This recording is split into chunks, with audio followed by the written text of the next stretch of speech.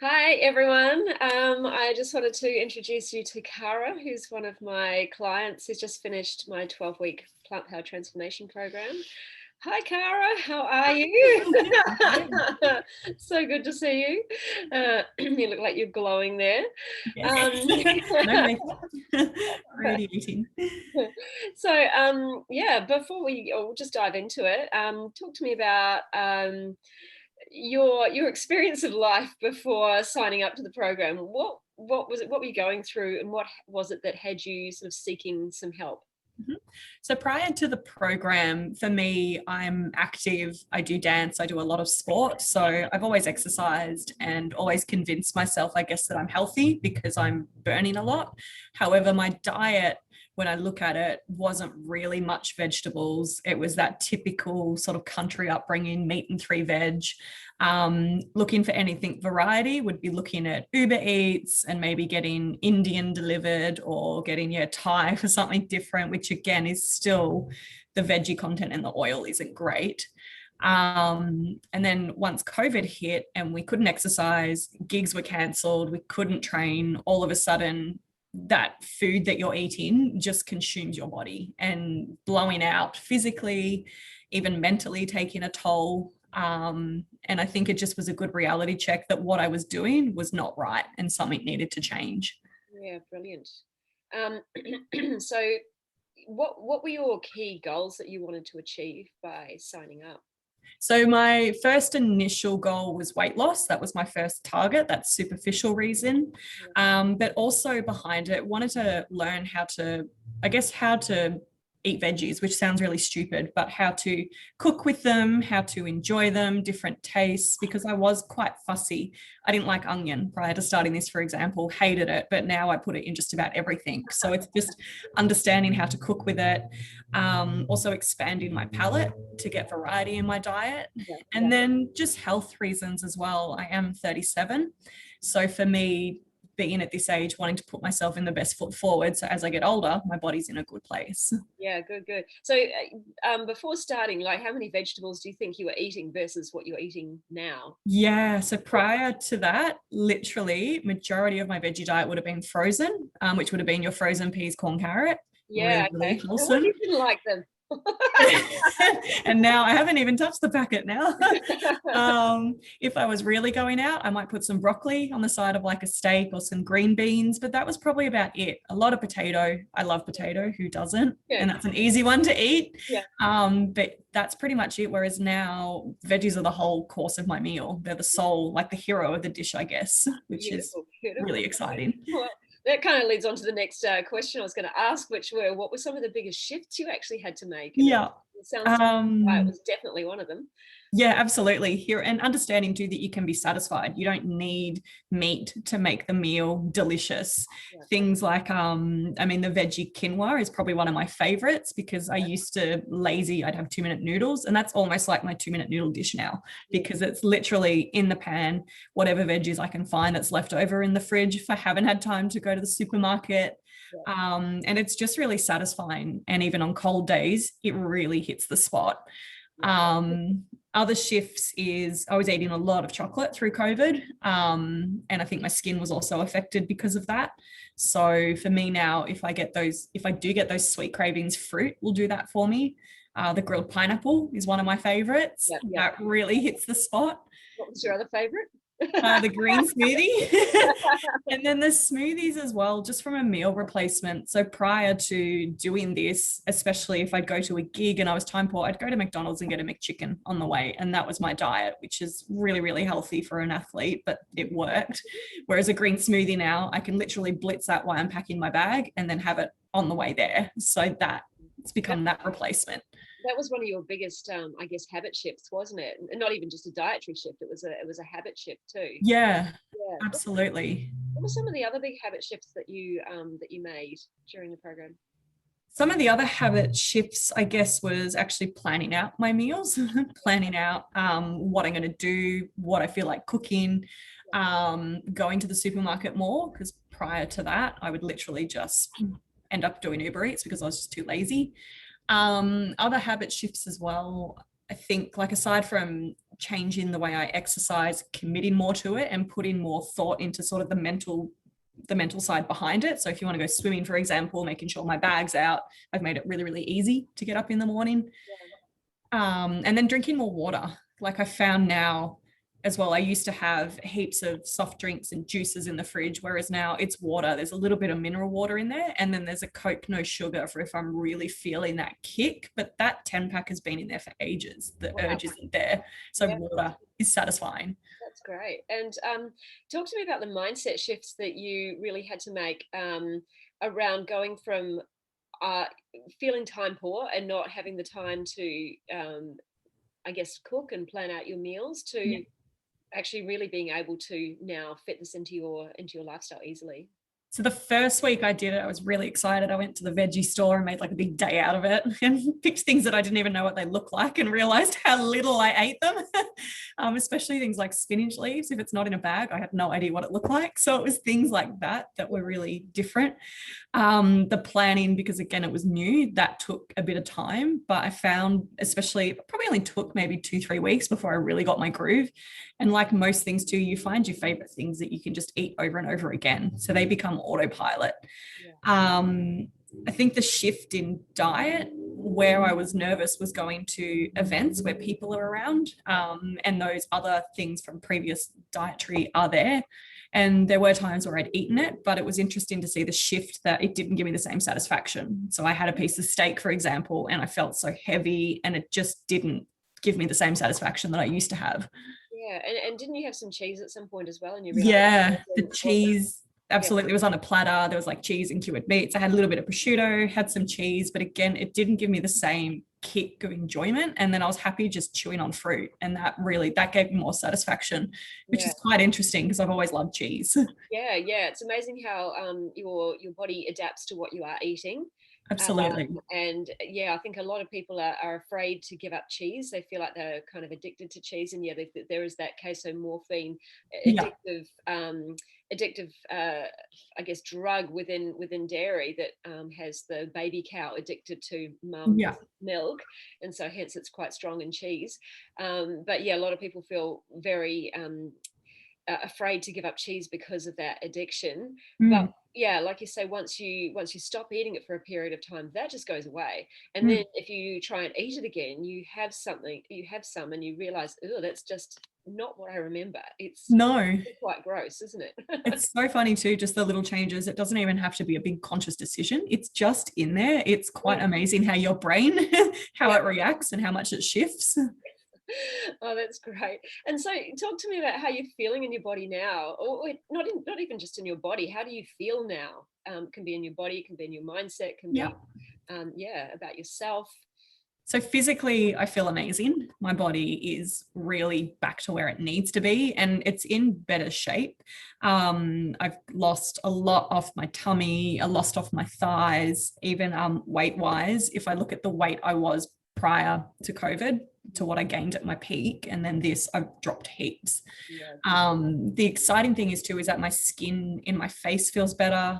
I don't have any red blotches, which I was quite blotchy through the cheeks. My chin had kind of like morphed into my neck a little bit, and that's now tightened back up. Bags under my eyes are gone, which is amazing. And then the mental side of it, which surprised me, was I'm sleeping better. Now when I wake up, it's not that hit the alarm and sort of roll over and think about what I'm going to do. I hit the alarm and I'm straight out of bed. And those little surprises I found really, really surprising. Didn't take long for that to kick in either. I'm more regular. I've never been this regular in my life, which is nice because it definitely was not healthy beforehand. Probably once a week, which is not healthy. So that's a really positive improvement. And then just even just you feel good. If you feel good physically, you naturally feel better, I guess, mentally as well. You feel more confident. Going shopping is exciting. I feel confident no matter what I put on, I'm going to look good. And if it doesn't look good, it's not my fault. It's just not the style that's made for my body. Like, it's a different mindset. That's such a great mindset, isn't it? Yeah, it's not you, you're not wrong. It's that is not made for you. Yeah. Yep. That's great. Absolutely. That's great. And I guess the more you start to feel better and better physically and mentally, from feeding your body what it wants, Mhm. the more inclined you are to stick with it. The more the more you want to stay on track, because Yep. you now realize what good feels like, what healthy feels like.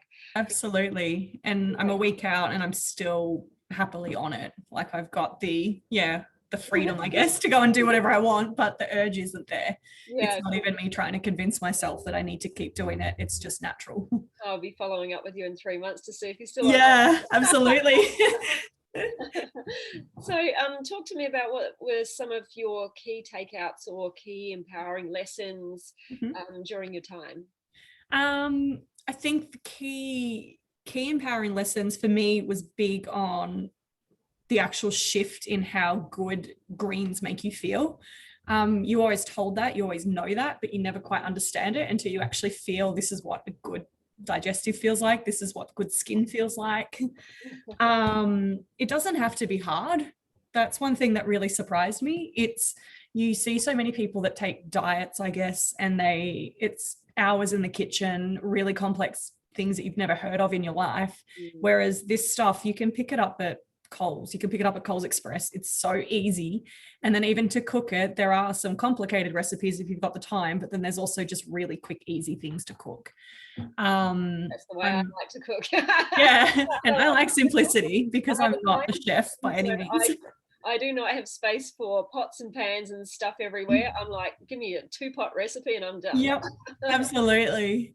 And then the other thing as well was just how much my grocery bill reduced. That surprised me. So the first week, naturally, when you're buying all the extra little bits and all the extra little seeds and spices, yes, that costs a bit outlay, but it's lasted the whole journey of that program as well. But now my weekly bill is so much cheaper, which means I got more money for clothes and other things. So that's what you want, right? Absolutely. You're gonna need a new wardrobe now. Absolutely. Yeah, and I think that's one of the things that people are scared about as well. They keep hearing that this is a much more expensive way to eat, and I guess if you're buying all the vegan versions of meat products, the faux meats, the faux cheeses, they are more expensive. But this way of eating, you're not touching that sort of stuff because actually it's processed rubbish. It's not good for us. So we're just going for the peasant food, which is the rice, the beans, the potatoes, the veggies, the fruit and the veggies, herbs and spices, and they are some of the cheapest foods on the planet. So it was interesting as well, the shift around the organic versus non-organic debate as well, realizing that you can still eat well. I mean, you can buy organic if you want to. Sometimes I've had to buy the organic vegetables because the other ones are sold out, which is fine. But you don't need to have them, and which is also good for the cost bill if you're sensitive on the wallet. Yeah, exactly. And you just need to make sure you wash your vegetables before you start cooking with them. But like Dr. Brooke Goldner says, she was able to heal her lupus on a very tight medical student budget, eating non-organic. So if she can heal a disease like lupus, then surely everybody else can get healthy as well. Organic. So it doesn't need to be a barrier to shifting to this way of eating. So well done, Cara. I am super proud of you. You could have had all the reasons in the world to say, I don't have time, this is too hard, this is so foreign to how I've been eating before, but you just did it. You just jumped straight in. You did it with excitement. You did it with a great mindset of I'm trying something new and this is exciting, as opposed to I'm scared, this is going to be hard. And your results show for it. And I think the results that you were getting week after week, just with your dedication to the program, your dedication to following through on the things that you wanted to do in order to get the result you wanted, that really shows in the results that you have now. So well done. I'm super proud of you. You always were going to nail it because that's just who you are. And Yeah, and I'm super keen to sort of follow up with you in a few months' time at least, and just see where you're at, see if you've progressed any further, and if you're still nailing things, and Yep. yeah, and still glowing, having to replace your wardrobe yet again. Yep. Yeah, so well done. And yeah, have you got any words for anybody who might be sitting on the fence at the moment about changing their diet, changing their life, worried about eating veggies, Yep. worried about whether carbs are going to make them fat? What do you say to all those people out there who just like, what do I do? I would say you throw yourself in, you have nothing to lose. I mean, yeah, the worst that can happen is that you're going to eat a few dishes that you don't like. There's nothing that can go wrong with it. You can't not feel better. And even if you don't want to go full extreme, you can still find that happy medium and still learn about challenging, learn about your digestion, challenging beliefs that we've always had. I think it's the best investment you'll make on yourself, 100%. And I think it'd be more surprising if someone comes out of it at the end of 12 weeks and doesn't want to continue with it, because when you understand how good you feel, why would you want to go back? Yeah, It's just, exactly. yeah. And when your body starts shrinking and changing and doing what it does, becoming the best version of itself, and even when your skin just feels the way it does, you won't want to go back. Yeah. Yeah. I totally agree with that, and that's why I'm now here teaching people this stuff, because it happened to me too. So Yeah. And I think the other positive too that a lot of people don't understand is that you work on that. You don't need to feel bad if you fail. Like, I had KFC once. I had Easter eggs. Still got Easter eggs in the fridge. Haven't even eaten them, actually. But it's just about understanding why did I go to that? Why did I feel the need to put that in? And then understanding that so you can correct it. So again, it's not, you've got nothing to lose. And if you do trip up as well, it's not like you failed. Your results are cooked now. That's it. No more for you, which I think is a fear that probably a lot of people have, because nobody wants to fail. yeah, exactly. And I always encourage people just to, like you say, understand what was the drive to Yeah. go and put something like that in my body. Yeah. But also, how did it feel when I did it? How did it feel in my Yeah. body? And do I want to make that decision again? Just stand Yeah. back from it, stand back, take all the emotion out of it, and go, Yeah. okay, what are the facts? What did I do well? What did I not do well? What did I learn? And what am I going to change for next time? Yeah. So, yeah, there's no failing on this program. There's just learning and growing. So, Yeah. yeah, exactly. And as long as we're consistently just evaluating and making little changes to in the direction that we want to go, then yeah, there's absolutely no failing. Yeah. So well done once again. Thank I'm you. super stoked with your results, and yeah, I'm sure you are too. I'm looking forward to seeing you in that new dress that you bought. Yes, Right? yes, it was drying, so I couldn't do the before shot, but I will send it. Yeah. It's fine now. Awesome.